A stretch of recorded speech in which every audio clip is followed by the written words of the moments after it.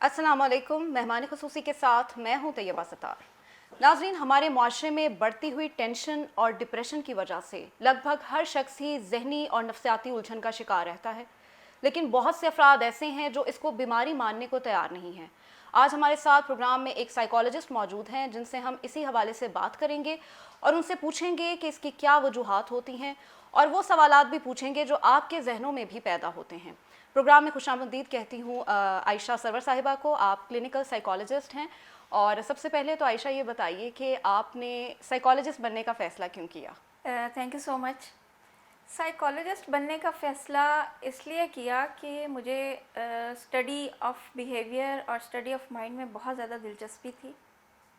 सही। मैं बहुत बचपन से ऑब्जर्वेटरी स्किल्स बहुत अच्छी थी। मैं ऑब्जर्वेशन करती थी, लोगों को देखती थी, किस तरह से कोई बात करते हुए मूड चेंज हो जाते हैं या मूड स्विंग्स आते हैं तो कैसे एकदम सारा सिनेरियो चेंज कर देते हैं लोग। बिल्कुल सही। तो उस चीज़ को देखते हुए जिस वक्त मैंने फिर हायर स्टडीज़ करनी थी तो फिर मैंने साइकोलॉजी को चूज़ किया। सही। 2001 में मैंने मास्टर्स किया और मास्टर्स करने के बाद फिर मैंने 1 साल तक CMH लाहौर में काम किया। सही। और फिर मैं अब्रॉड चली गई, कुछ अर्सा अब्रॉड काम किया, लेकिन फ्रीलांसिंग की। फिर सही। पाकिस्तान आके मैंने दोबारा यहाँ पे NGOs में कुछ जॉब्स की। थोड़ा इंटरेस्ट डेवलप हुआ जिस वक्त सोशल सेक्टर का, और फिर जब लोगों के सोशल एटीट्यूड्स और माहौल और जिस वक्त चेंज माशरे के अंदर चेंजेस देखी, बिल्कुल सही। तो वो चीज़ें और सब जो पिछला मेरा नॉलेज था वो मिल के मुझे एक कंप्लीट एक मेरे वो सराउंडिंग उसने एक कंप्लीट कर दी, जिसमें मैं ट्रीटमेंट कर रही थी, जिसमें मैं कैपेसिटी बिल्डअप कर रही थी, जिसमें मैं अवेयरनेस सेशंस दे रही थी। तो आजकल मेरे काम यही है, मैं एक पर्सनालिटी बिल्डअप करती हूँ, पर्सनालिटी ग्रूमिंग और डेवलपमेंट पे काम करती हूँ। क्या बात है। आयशा, ये बताइए कि आप को जैसे डिप्रेशन हमारा आज का मौजू है जो बहुत अहम है और आजकल सबसे ज़्यादा आम बीमारी जिसको समझा जाता है, लेकिन एक टैबू इसको समझा जाता है हमारे माशरे में। पाकिस्तान में बहुत से अफराद ऐसे हैं जो इसको डिज़ीज़ नहीं समझते, वो समझते हैं कि ये जहन का फतूर है और इसकी कोई हकीकत नहीं है। तो आपके ख़्याल में इसमें कितनी मतलब डिप्रेशन ज़ाहिर है एक बीमारी है, तो इसकी अलामात के हवाले से बताइए कि क्या अलामात होती हैं जो इस मर्ज़ का शिकार होते हैं और फिर उसके बाद वो किस तरह से इस चीज़ से बाहर आते हैं? अच्छा देखिए, डिप्रेशन के बारे में 2 जनरलाइज ग्रुप्स हैं। सही। एक हमारे माशरे में वो लोग हैं जो हर बात पे कहते हैं मुझे डिप्रेशन हो गया। सही। एक वो लोग हैं जिनको डिप्रेशन के मानी ही नहीं पता। नहीं पता। सही। मतलब वो लोग आप उनको कह लें कि वो लेस प्रिविलेज इलाकों में रहने वाले लोग हैं जिनको डिप्रेशन के मानी ही नहीं पता। और वो जो स्कूल कॉलेजेस जा रहे हैं बच्चे, वो और जो पढ़े लिखे पेरेंट्स के बच्चे हैं उनको हर छोटी छोटी बात पे डिप्रेशन स्टार्ट हो जाता है। बिल्कुल सही। हम 2 डिफरेंट माहौल में बीच में सर्वाइव कर रहे होते हैं। एक तरफ के जो लोग हैं वो भागे जा रहे होते हैं पीरों फकीरों की तरफ दम करवाने के लिए बिल्कुल सही। और जादू और टोने का इलाज करवाने के लिए, और दूसरी जो जनरेशन है वो पूरी की पूरी जनरेशन भाग रही है मेडिसिन की तरफ, हमारे डिप्रेशन का इलाज। अभी सबसे पहले समझने की ये चीज़ है कि डिप्रेशन बेसिकली है क्या। है क्या? डिप्रेशन आपको उदासी, परेशानी, कोई काम ना करना, चिड़चिड़ाहट और इंतहाई सिचुएशन में सुसाइडल आइडियाज़ आना, और सुसाइडल आइडिएशन के साथ साथ कभी कभी सुसाइड अटैम्प्ट भी करना, बिल्कुल सही। माशरे से कट के रह जाना, किसी के साथ बात ना करना, नींद ना आना, ये सब अलामात अगर आपको तकरीबन 2 से 3 हफ्ते से ज़्यादा हैं तो आप डिप्रेशन के ट्रीटमेंट की तरफ ज़रूर जाएं। बिल्कुल सही। लेकिन अगर आपको एक दिन फील होता है कि मेरा आज कुछ करने का दिल नहीं कर रहा, अगले दिन भी कुछ करने का दिल नहीं कर रहा, लेकिन तीसरे दिन आप सही हो जाते हैं, तो इट मीन्स कि ये मूड स्विंग है, ये डिप्रेशन नहीं है। बिल्कुल तो सही। डिप्रेशन और मूड स्विंग्स में थोड़ा सा डिफरेंस ये है। अच्छा आयशा, जैसे आपने बताया कि 2 से 3 हफ्ते अगर आपको मुसलसल एक सिम्टम आती है तो इसका मतलब है कि ये स्ट्रेस है या डिप्रेशन है। तो फिर क्या इलाज होता है इसका और काउंसलिंग किस हद तक इसमें असरअंदाज होती है पेशेंट के लिए? जब हम डायग्नोसिस पे जाते हैं, जब हम सिम्टम्स पे जाते हैं, तो हम फील करते हैं कि ये 2 से 3 हफ्ते से ज़्यादा हो गया और मूड चेंज नहीं हो रहा, ये इसका मतलब ये मूड स्विंग नहीं है, ये डिप्रेशन है। अब आपको ज़रूर जाना चाहिए काउंसलर के पास, और बिल्कुल ज़रूर सही। फर्स्ट हैंड आपकी जो फर्स्ट एड है वो आपका काउंसलर देगा। वो आपको बताएगा कि आप इतने अरसे से इस डिप्रेशन का शिकार हैं या इतने अरसे से ये सिम्टम्स हैं, तो आपको यकीनन कोई मेडिसिन लेनी चाहिए या आपको किसी साइकोलॉजिस्ट के पास जाना चाहिए। अब ये जो आपका फर्स्ट काउंसलर है ये कौन होगा?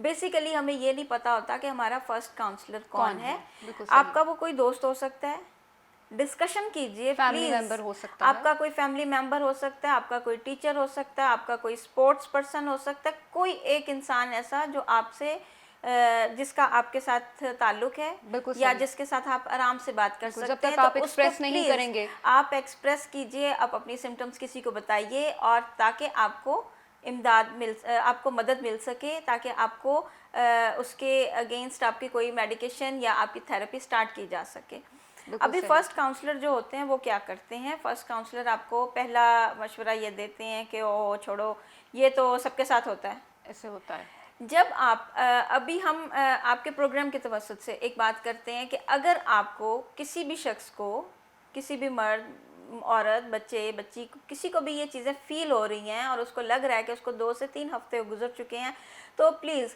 ऑनलाइन बहुत सारे काउंसलर्स हैं जो प्रोफेशनल काउंसलर्स हैं, जिनका काम ही यही है, जो साइकोलॉजिकली आपको डील करते हैं।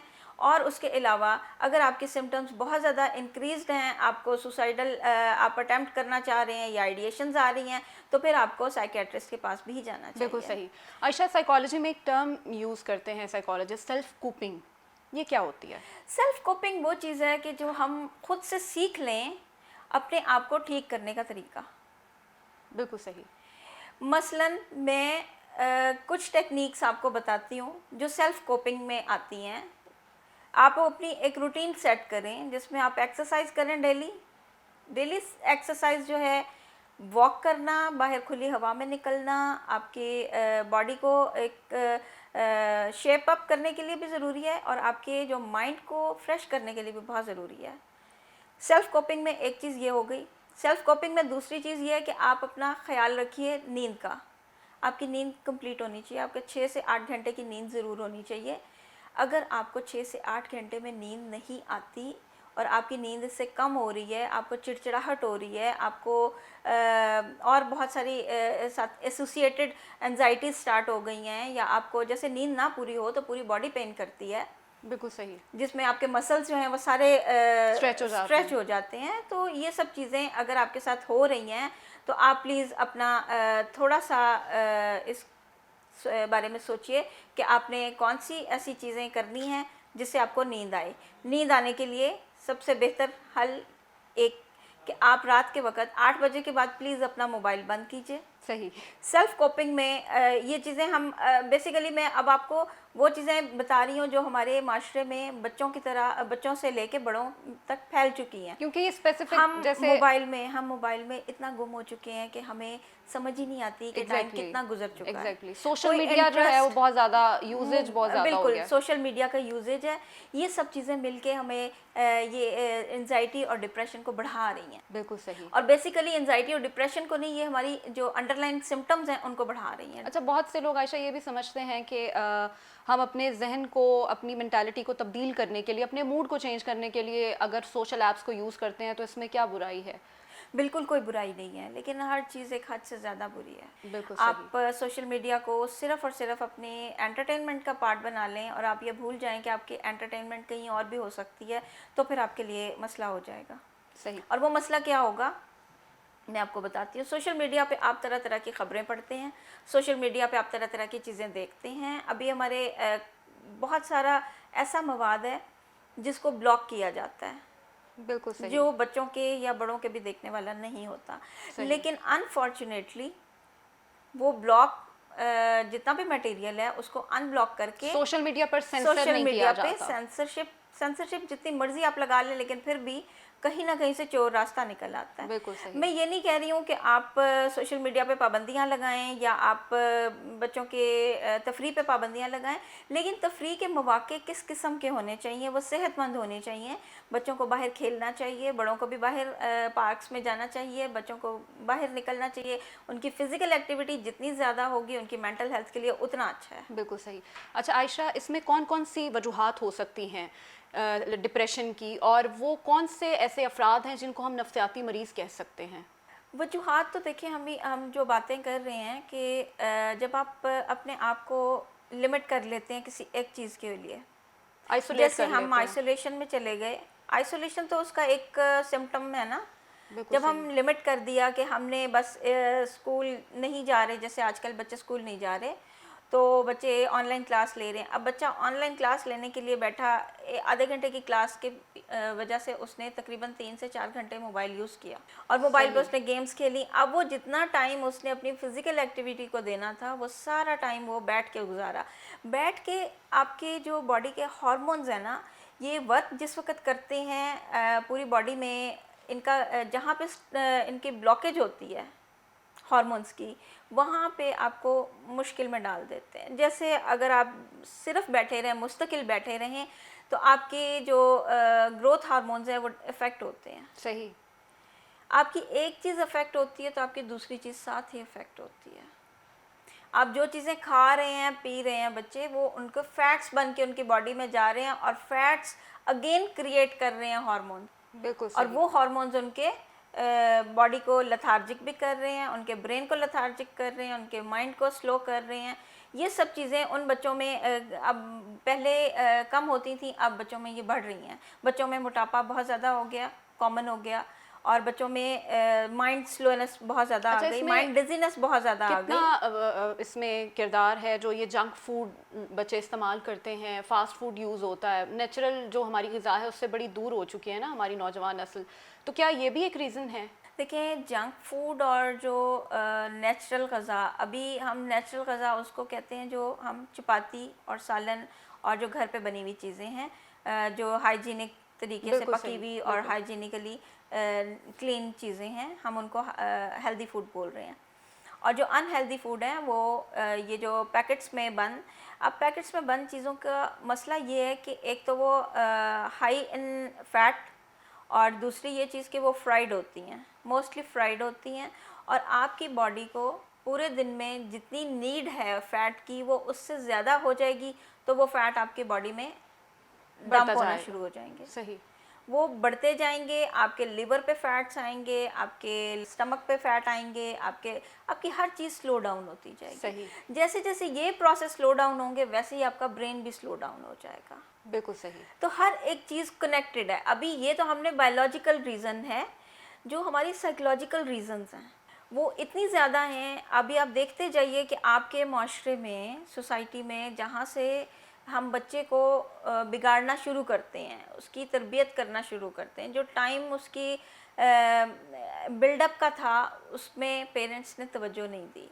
किस चीज़ पे? उसको खिलाया बहुत अच्छा, उसको पहनाया बहुत अच्छा, उसको अच्छे स्कूल में भी डाल दिया, लेकिन उसकी माइंड ट्रेनिंग नहीं की, इमोशनल एक सपोर्ट उसकी होती है। इमोशनल ट्रेनिंग नहीं की, उसका इमोशनल आईक्यू बिल्कुल ज़ीरो है। उसको ये नहीं पता कि मैंने गुस्सा आएगा तो मैंने कैसे कंट्रोल कंट्रोल करना कैसे है। करना है। उसको ये नहीं पता कि अगर मेरे ऊपर कोई चैलेंज लाइफ में आता है या मैं कहीं पे उसको फेस नाकाम हो कैसे जाता करना हूँ, है। मैं कैसे फेस करूँगा, बिल्कुल ये सही। कभी किसी बच्चे को नहीं पता। दूसरी चीज़ ये कि हम तफरीह के मौक़े ख़त्म कर दिए हैं बच्चों के लिए। मोबाइल फ़ोन इतना ज़्यादा मोबाइल फ़ोन कॉमन का हो गया। यूजेज तो है ही, मोबाइल फ़ोन के साथ हमने बच्चों को लिमिट किया हुआ है कि बच्चे घर से बाहर नहीं जाएंगे या बच्चे घर का कोई काम नहीं करेंगे। ये बिल्कुल गलत सही। चीज़ है, ये गलत एटीट्यूड है, ये गलत रुझान है। आप बच्चों को लगाएं, काम पे लगाएं, बिज़ी रखें। बच्चे की जितनी फ़िज़िकल एक्टिविटी होगी, और बच्चे नहीं, बड़ों की भी जितनी फ़िज़िकल एक्टिविटी होगी उतना उनकी सेहत के लिए अच्छा है। बिल्कुल सही।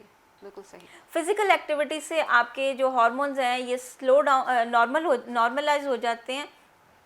फिज़िकल एक्टिविटी से आपकी जो माइंड पे अच्छा असर पड़ता है, आपकी अच्छा, ऑक्सीजन सही। ऑक्सीजन लेवल आपका जितना अच्छा होगा उतना आपका माइंड स्ट्रेंथ। बिल्कुल सही। अच्छा, ये जेनेटिक भी हो सकता है, मतलब इसको मॉरूसी मर्ज भी कह सकते मॉरूसी हैं हम? मर्ज, डिप्रेशन मॉरूसी मर्ज भी हो सकता है, उसमें सही। जीन्स में चीज़ें आती हैं। लेकिन हर चीज़ जैसे हम पहले भी बात कर रहे हैं कि अगर किसी चीज़ की रीजंस हैं, सिम्टम्स हैं, कॉजेज़ हैं, तो उनका ट्रीटमेंट भी है। सही। ये नहीं है कि आप सिर्फ हम सिम्टम्स पे या हम देखेंगे कि बहुत ज़्यादा हाई लेवल का स्ट्रेस है, हाई लेवल का डिप्रेशन है, तो शायद अब इसका ट्रीटमेंट पॉसिबल नहीं है या ये पागल हो चुका है। अब डिप्रेशन का पेशेंट पागल नहीं होता। जिसको हम नॉर्मली अपने सोसाइटी में पागल बोलते हैं वो होता है स्किज़ोफ्रेनिया। तो जो शिज़ोफ्रेनिया है या स्किज़ोफ्रेनिया है, वो पेशेंट आपका ओरिजिनली आप उसको कहते हैं कि ये पागल है। उसका ट्रीटमेंट और तरीके से हो रहा होता है, उसके भी कोपिंग स्ट्रेटजीज़ होती हैं, उसके भी उसके होते हैं लेवल्स होते हैं जिसमें इंसान को हम सिखा देते हैं बिहेवियर ट्रेनिंग्स के ज़रिए उसके कि वो नॉर्मल माशरे में रह सके। बिल्कुल सही। टेक्निक्स बताइए आयशा, जो एक डिप्रेशन के मर्ज में कोई अगर मुब्तला है तो वो कौन सी टेक्निक्स अपनाए? आप मेडिसिन भी रिकमेंड करती हैं इस हवाले से कोई? नहीं, अनफॉर्चुनेटली मेडिसिन नुकसान देती हैं। सही। वो नुकसान बहुत सारे लोग शायद मेरी इस बात से इख्तलाफ करेंगे, लेकिन बीइंग अ साइकोलॉजिस्ट मैं चूँकि मैं रिकमेंड नहीं कर सकती मेडिसिन, कोई भी साइकोलॉजिस्ट मेडिसिन रिकमेंड नहीं कर सकता, सिर्फ साइकेट्रिस्ट उसके लिए एमबीबीएस की डिग्री होनी चाहिए, सही। तब वो मेडिसिन रिकमेंड कर सकते हैं। हम लोग मेडिसिन नहीं रिकमेंड करते। लेकिन अगर आप अपने अंडरलाइन कॉजेज़ को एड्रेस कर लेते हैं, जब आप उनको पॉइंट आउट करते हैं कि वजह क्या थी, बिल्कुल जब सही। आप उनको एड्रेस करते हैं कि अच्छा ये वजह थी और ये इसकी रीज़न थी और ये इसका हल हो सकता है, जब पहला हल आप अपने अंदर निकालते हैं तो आपको एक थोड़ी सी एनर्जी मिलती है। सही। तो प्लीज़ आप अपने जितना भी आपका जो भी स्ट्रेस है, जो भी रीज़न्स हैं, आप पहले सबसे पहले तो लोगों के साथ डिस्कस करना सीखिए। शेयरिंग कीजिए, शेयरिंग बिल्कुल। करें, जितना आप बात क्योंकि करेंगे, जब तक जितना आप आप अपना शेयर मामला करेंगे, शेयर नहीं करेंगे, नहीं पता जितना आप चलेगा अपना किसी को। मामला किसी को बताएंगे नहीं, उस वक्त तक वो प्रॉब्लम ज़्यादा क्रिएट करेंगे। बिल्कुल आपको सही। प्रॉब्लम क्रिएट करता रहेगा। अच्छा, सही। आयशा, ये बताइए कि कोई दिलचस्प केस आपने जो कोई हैंडल किया हो इस हवाले से, और कितना ये परमानेंट होता है थेरेपी वगैरह जो आप रिकमेंड करती हैं पेशेंट्स को? मतलब ये कहा जाता है कि ये टेम्परेरी हल है इस मसले का। अगर थेरेपी करवाते हैं तो एक महदूद वक्त है जिसमें आप बेहतर फील कर सकते हैं और उसके बाद दोबारा से वो सिम्टम्स आपको आती हैं। तो किस हद तक ये बेनिफिशियल है और कितना ड्यूरेशन आपको चाहिए? क्या ये टेम्परेरी है या परमानेंट है? इस हवाले अच्छा, से। मैं आपको सेशंस की डिटेल बताती हूँ कि सेशन बेसिकली है क्या। हमारे यहाँ 90% लोगों को तो यही नहीं पता होता कि सेशंस क्या हैं, और साइकोलॉजिस्ट के पास जाएंगे तो वो हमारा उनको लगता है कि शायद साइकोलॉजिस्ट के पास जाते ही हमारे अंदर के राज बाहर आ जाएंगे और हमें नहीं जाना चाहिए या बात नहीं करनी चाहिए। बिल्कुल सबसे सही। पहली बात यह है कि साइकोलॉजिस्ट के जो कोड ऑफ एथिक्स होते हैं वो बहुत स्ट्रांग होते हैं और उनको फॉलो करते हैं, हर साइकोलॉजिस्ट फॉलो करता है, जिसमें प्रायोरिटी होती है कि आपकी बात की सीक्रेसी रखी जाएगी। बिल्कुल सही। दूसरी चीज़ ये है कि सेशन क्या होता है। सेशन ये है कि अगर मैं किसी भी मसले को डिस्कस करना चाहती हूँ तो मैं किसी साइकोलॉजिस्ट के पास जाऊँगी और वो मुझे कहेगा कि जी आप मेरे से सेशन ले लें। और ये काउंसलिंग के सेशन भी होते हैं और थेराप्यूटिक काउंसलिंग के भी सेशन होते हैं और थेरेपी के सेशंस भी होते हैं। 3 तरह के सेशंस हो सकते हैं।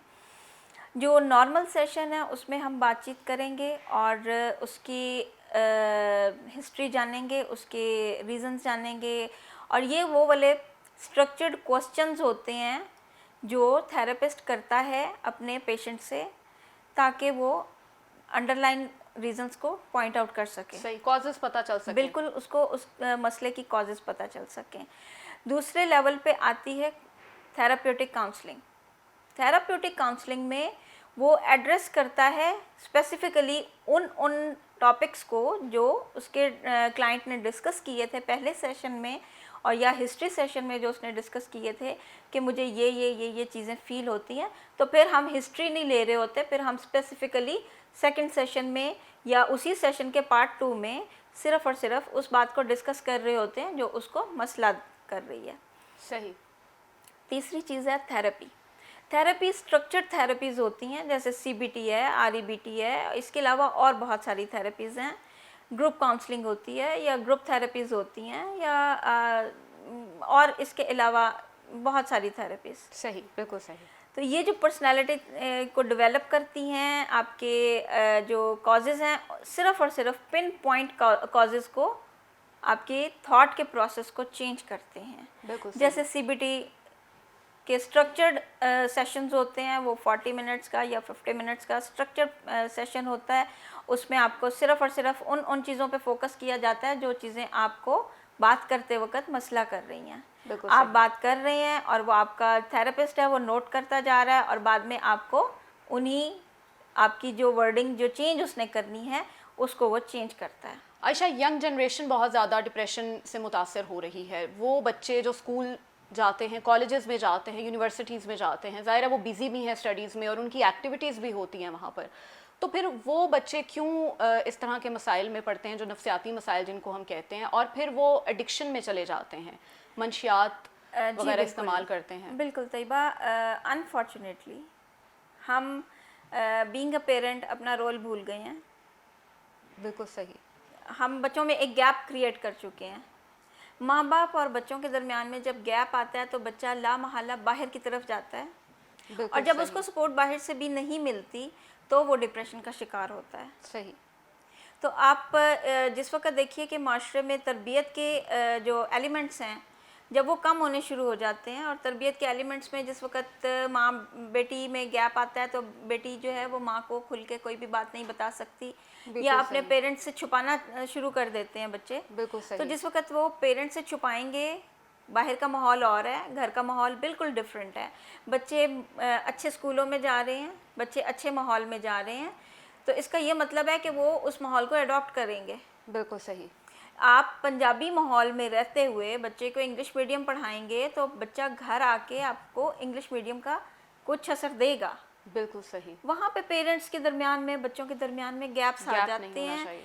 कभी कभी बच्चों के और पेरेंट्स के दरमियान में वो गैप इतना बढ़ जाता है कि बच्चा खुद घर से बाहर निकलता है। सही। बच्चियाँ भी निकलती हैं, हॉस्टल में चली जाएंगी या कॉलेजेस में जा रही हैं, तो भी उनका दिल होता है कि हम घर वापस ना जाएं। ये बहुत सारे बच्चों का मसला है, जिनको लगता है कि हमारे पेरेंट्स हमें प्यार नहीं करते, जिनको लगता है कि हमारे Complexes पेरेंट्स हो जाते हैं। कॉम्प्लेक्सेस भी हैं, और उसके अलावा उनमें जो एक एहसास डेवलप हो रहा है कि हमें शायद हमारी ज़रूरत नहीं थी हमारे पेरेंट्स को, तो हम तो बिला वजह हैं, हम ये Negative हमारी thoughts आते हैं। नेगेटिव थॉट्स जो डेवलप हो रही हैं, इसके ज़िम्मेदार तो पेरेंट्स हैं। बिल्कुल सही। लेकिन आपके प्रोग्राम के तवज्जुह से मैं एक बात करूंगी कि जो टीचर्स हैं, टीचर दूसरे पेरेंट्स की तरह होते हैं। टीचर्स को पता चल जाता है, अंदाज़ा हो जाता है कि कोई स्टूडेंट अगर साइकोलॉजिकल किसी भी इशू का शिकार है एग्जैक्टली। तो बहुत अच्छा होगा अगर स्कूल और कॉलेजेस के टीचर्स जो हैं वो इस बात पे बहुत ज़्यादा तवज्जो दें कि बच्चों की ग्रूमिंग किस तरह की जाए। बिल्कुल सही। आयशा, प्रोग्राम के अख्ताम में व्यूअर्स को डिप्रेशन के हवाले से क्या अवेयरनेस मैसेज देना चाहती हैं आप? देखिए, डिप्रेशन जो है, हम इस बात से कभी भी इनकार नहीं कर सकते कि चीज़ें हमारे सोसाइटी में या हमारे घरों में नहीं चल रही स्मूथ हैं, नहीं है। स्मूथ नहीं है। किसी भी घर में कोई भी फ़र्द ऐसा नहीं है जिसको स्ट्रेस ना होता हो, डिप्रेशन ना होता हो। बिल्कुल सही। और बीइंग अ साइकोलॉजिस्ट और बीइंग अ डॉक्टर और बीइंग अ थेरेपिस्ट, हम सबको होता है, हमें भी होता है।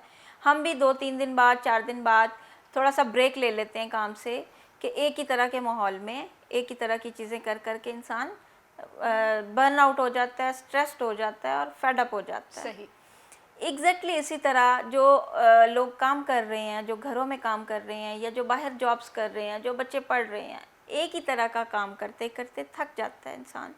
आप अपने दिमाग को थोड़ा सा रेस्ट दीजिए। सही। रेस्ट देने का मतलब ये है कि जैसे हमारे कोई लेक्चर्स भी होते हैं तो वो 40 to 60 मिनट का मैक्सिमम लेक्चर होता है, इससे ज़्यादा लेक्चर क्योंकि हमारा ब्रेन एक्सेप्ट करना बंद कर देता है, उसके बाद उसको ब्रेक चाहिए। बिल्कुल उसके सही। बाद 20 मिनट्स की या 15 मिनट्स की ब्रेक होती है और उसके बाद फिर नेक्स्ट एक लेक्चर होता है।